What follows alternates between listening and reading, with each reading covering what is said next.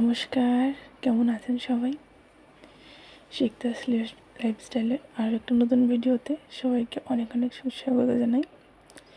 আজকে আর সকালবেলায় ভিডিওটি অন করতে পারিনি, তো এটা হচ্ছে বিকেলবেলা। ছেলে ঘুম থেকে উঠে গেছে। আসলে গতকাল রাত্রে থেকে ছেলের জ্বর এসছে, কেন জানি না আসলো, ঠিকই ছিল। তারপর হঠাৎ করে 2টো নাগাদ দেখছি গাটা গরম। এখন বিকেল হয়ে গেছে, মায়ের বাড়িতে এসেছি। হঠাৎ করে গতকাল রাত্রিবেলায় ছেলের জ্বর এসছে। আর আগের দিন তো বললামই শাশুড়ি মায়ের শরীরটা খারাপ, তো ওনাকে নিয়ে ডাক্তার কাছে যাওয়া হয়েছিল। ডাক্তার আগের দিন ডক্টর দেখিয়েছিল, সেদিন টেস্ট দিয়েছিল, বলেছিল যে কিছুদিন বাদে টেস্টটা করে দেখা করতে। তো তারই টেস্টের রিপোর্ট নিয়ে যাওয়া হয়েছিল। এমনি কোনো প্রবলেম নেই ওনার, কিন্তু ওনার হচ্ছে টেনশন আর খাবার দাবার ঠিক করে খায় না, এর জন্যই এত প্রবলেম। তো সেটাই ওনাকে বলছিলাম যে দেখো, টেনশন করে কোনো প্রবলেম সলভ হবে না, বরঞ্চ শরীর অসুস্থ হয়ে প্রবলেম বেশি বাড়বে আরও।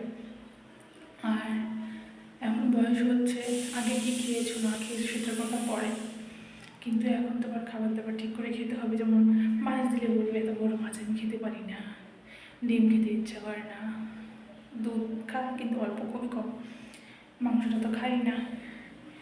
তো এই আর কি, মানে কোন দিক রেখে যে কোন দিক সামাল দেবো বুঝে পারছি না। মানে এত বড় সংসার, সাথে ছেলের শরীর খারাপ, আমি পুরো কনফিউজড হয়ে যাচ্ছি।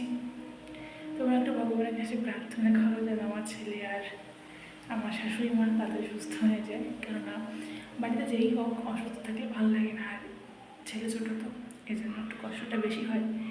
যাই হোক, 6:30 ছেলের ডক্টর আছে, 6:30 সময় যাবো, দেখি ডক্টর কী বলি। না তো ঘন ঘন জ্বর কেন হচ্ছে সেটা জিজ্ঞেস করতে হবে।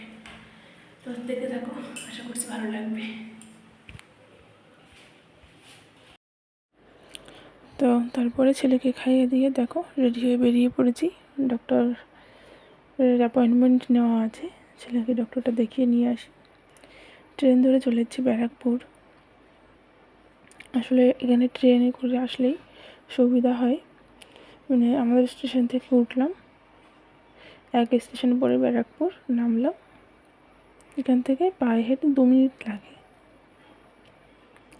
অটো রিক্সাও যায়, কিন্তু একদিন জিজ্ঞেস করলাম 20 টাকা ভাড়া চাই, তাহলে 2-3 মিনিট লাগে, আমি হেঁটেই যেতে পারি, কী দরকার অপচয় করার বলো। তারপর দেখো ডক্টর দেখানো হয়ে গেছে, বললো যে গলার কাছে একটু ঠান্ডা লেগেছে, তাই থেকে জ্বর এসছে। আসলে গতকাল 12টা থেকে সন্ধ্যা 7টা অবধি কারেন্ট ছিল না, আর ওর চার্জার ফ্যানের চার্জটাও শেষ হয়ে গেছিলো, হয়তো বা ঘেমে প্রবলেমটা হতে পারে। যাই হোক, সব তাড়াতাড়ি ঠিক হয়ে যাক, আমার সন্তান তাড়াতাড়ি সুস্থ হয়ে যাক, এটাই কামনা করি ঈশ্বরের কাছে। দেখো তো, আজকে আমি একাই গেছিলাম, জীবনে প্রথমবার ছেলেকে নিয়ে একা একা এতটা সময়। আগের দিনও একা একা এসেছিলাম, কিন্তু ফেরার পথে বর এসেছিল নিতে, কিন্তু আজকে ও আর সময় পাইনি নিতে আসার, তাই জন্য ভাবলাম একাই চলে যাই, অসুবিধার কিছুই নেই। আর কোনো প্রবলেম হয়নি, ভালোই এসেছি। তো ট্রেন অনেকটা লেট ছিল জানো তো, এই জন্য দাঁড়িয়েছিলাম স্টেশনে। মায়ের বাড়িতে খেয়ে দিয়ে চলে যাচ্ছে বাড়ি, ভাগ্যিস মা কাছাকাছি শিফট করেছিল, নাহলে আমার অবস্থা নাজেহাল হয়ে যেত। যাই হোক, ওখানটায় ছেলে খাবার দাবার রাখা ছিল, ওখান থেকে খাইয়ে আমরাও খেয়ে এই ঘরে আসলাম। এখন 10:30 বাজে, এখন ছেলেকে ঘুম পাড়াবো।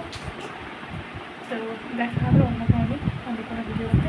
ভালো থাকবেন সবাই, টাটা, নাইট, রাধে রাধে।